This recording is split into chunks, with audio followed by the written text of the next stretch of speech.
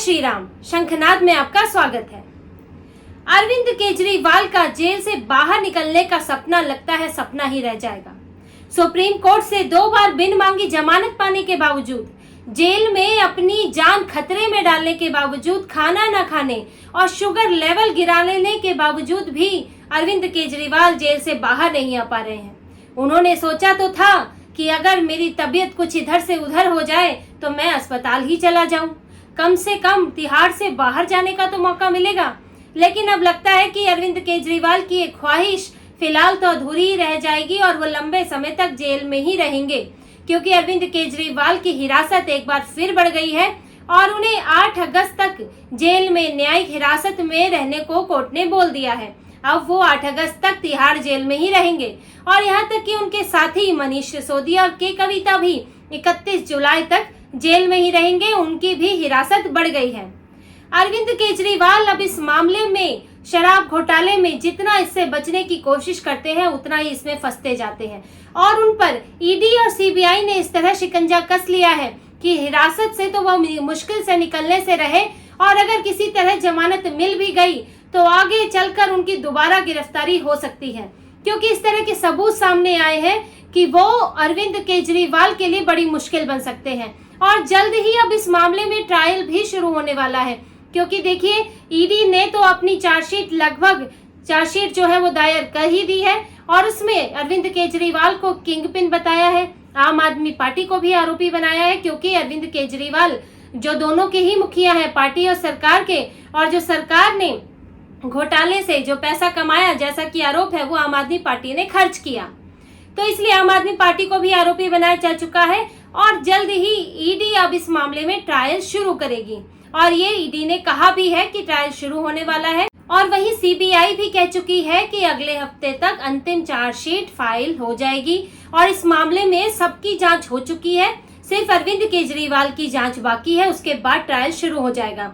अब देखिए, ट्रायल जब शुरू हो जाता है तो इनको अरविंद केजरीवाल को जो जमानत मिल गई थी सुप्रीम कोर्ट से, अभी ईडी मामले में तो सुप्रीम कोर्ट ने बिन मांगे जमानत दे ही दी, जस्टिस दीपांकर दत्ता, जस्टिस संजीव खन्ना ने, लेकिन क्योंकि सीबीआई उन्हें गिरफ्तार कर चुकी थी पहले ही, तो इसलिए वो उस वक्त जेल में ही है, बाहर नहीं आ पाए।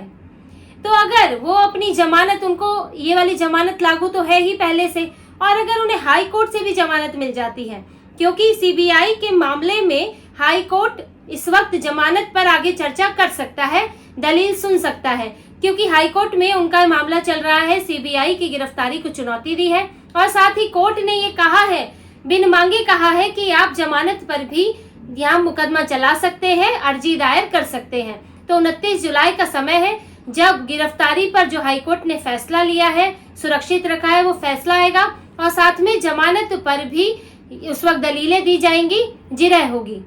तो हाईकोर्ट में भी जमानत की जो याचिका है वो चलेगी, इस पर ईडी भी अपनी, सीबीआई भी अपनी बात रखेगी। अगर इसमें मान लीजिए अरविंद केजरीवाल को कुछ महीने बाद जमानत मिल भी गई तो भी ट्रायल शुरू होने के बाद ईडी अरविंद केजरीवाल को दोबारा गिरफ्तार कर सकती है।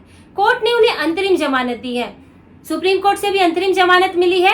ये जो है नियमित जमानत नहीं है कि अगर ट्रायल के दौरान भी वो बाहर ही रह सके, लेकिन अगर ट्रायल शुरू होता है और ईडी को दोबारा जरूरत लगती है तो वो फिर से अरेस्ट कर सकती है, ये अधिकार है ईडी के पास। और जब तक हाईकोर्ट से जमानत मिलेगी तो इस मामले में ये पूरी उम्मीद है कि ट्रायल शुरू हो चुका होगा, क्योंकि दोनों ही एजेंसियां ये बात कह चुकी हैं।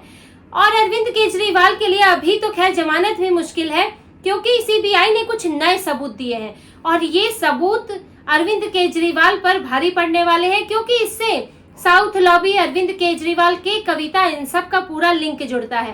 के कविता जो इस मामले में अभी जेल में है, जो कि केसीआर यानी कि बीआरएस के जो प्रमुख है, केसीआर के चंद्रशेखर राव, उनकी बेटी है। के कविता बड़ी इन्फ्लुएंशियल है तेलंगाना की राजनीति में। तो के कविता के जो सीए है बुची बाबू, उनका एक चैट मिला है। उस चैट में ये साफ साफ बात हो रही है कि एक व्यक्ति को नियुक्त किया गया है जो दिल्ली की शराब नीति को कैसे हमारे लिए फायदेमंद किया जाए, वो उस बारे में बताएगा कि कैसे तोड़ा मरोड़ा जाए। इस चैट में ये बात साफ तौर पे लिखी है। ये भी लिखा है कि शराब नीति को फाइनल करने के लिए 1-2 बार दिल्ली के चक्कर लगाने होंगे। अब सवाल ये उठ रहा है कि दिल्ली की शराब नीति पर तेलंगाना में बात क्यों हो रही है, के कविता के सीए उस पर चर्चा क्यों कर रहे हैं? ये बड़ा एक सवाल है कि आखिर के कविता कहां से इस मामले में आ गई, क्योंकि अभी तो शराब नीति की बात थी। दिल्ली की मनीष सिसोदिया इससे जुड़े हुए थे, वो आबकारी मंत्रालय के मंत्री है, वही आबकारी विभाग के। अरविंद केजरीवाल दिल्ली सरकार के मुखिया है। तो के कविता कहां से आई? दरअसल के कविता आई कहां से नहीं है, बल्कि उन्हें लाया गया है। और लाया कब गया? जब शराब नीति की शुरुआत हुई, जब विजय नायर, अरविंद केजरीवाल, इन सब ने मिलकर, जैसा कि ईडी का आरोप है, सीबीआई का आरोप है, इन्होंने मिलकर एक शराब नीति के बारे में सोचा, क्योंकि आगे गोवा का चुनाव भी था। आम आदमी पार्टी विस्तार करना चाहती थी, 2020 के लगभग की बात है। और तब केसीआर, वहां से केसीआर जो है बीजेपी से चुनौती पा रहे थे। हैदराबाद म्युनिसिपल के कॉर्पोरेशन के चुनाव हुए थे, जिसमें बीजेपी अच्छा प्रदर्शन कर रही थी, तो केसीआर भी पार्टनर खोज रहे थे। वो दिल्ली भी आए, अरविंद केजरीवाल से मिले भी, दोनों के पोस्टर भी दिल्ली में लगे। आम आदमी पार्टी ने उनके पोस्टर लगाए, दिखाए कि केसीआर कितने बड़े नेता हैं, उनको खुश किया।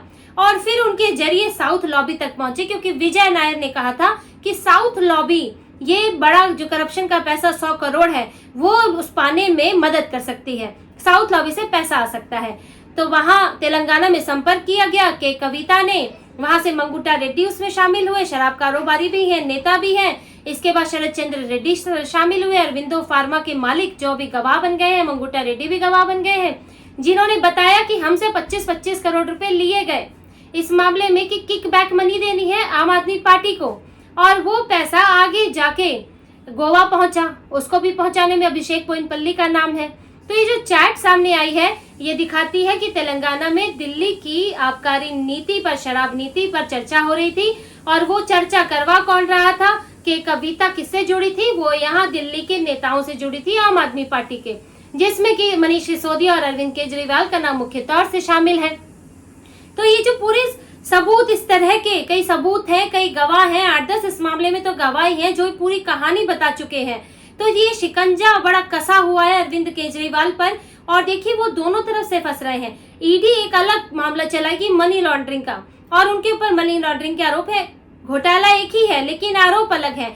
ईडी मनी लॉन्ड्रिंग का आरोप लगा रही है, यानी कि पैसों का किस तरह से हवाला से या किस गलत तरीके से लेन देन हुआ, जिसमें करीब 7 साल तक की सजा हो सकती है। इसके अलावा सीबीआई वो देख रही है कि कैसे अपने अधिकारों का दुरुपयोग हुआ, किस किस नेता ने भ्रष्टाचार किया, कैसे अपने अधिकारों का दुरुपयोग करते हुए एक ऐसी शराब नीति बनाई जिससे निजी फायदा, यानी कि पार्टी का फायदा हो सके।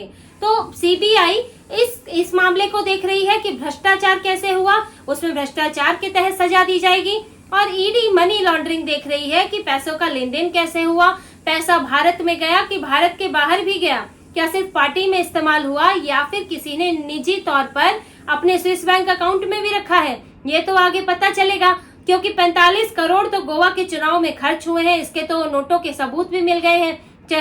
चरणप्रीत सिंह, जो आम आदमी पार्टी का प्रचार देख रहे थे, उनसे इस बारे में पूछताछ हुई है।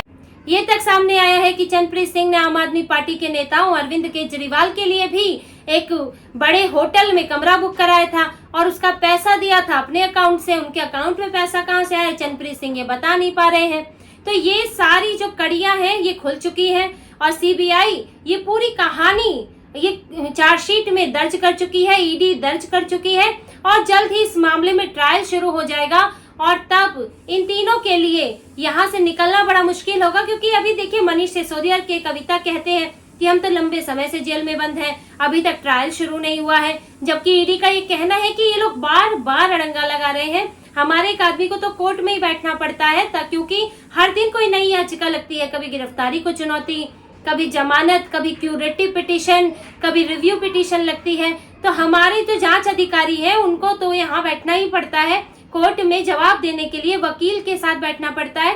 तो हमारे लिए ये जांच जो है इस वजह से भी डिले हो रही है, और क्योंकि इन लोगों ने इस मामले को कोर्ट में इतना ज्यादा फंसा के रखा हुआ है। लेकिन उसके बावजूद भी ईडी और सीबीआई तैयार है। फाइनल चार्जशीट की बात तो हो ही चुकी है, जिन्हें आरोपी बनाना था वो बन चुके हैं और अब जल्द ही ट्रायल शुरू होगा।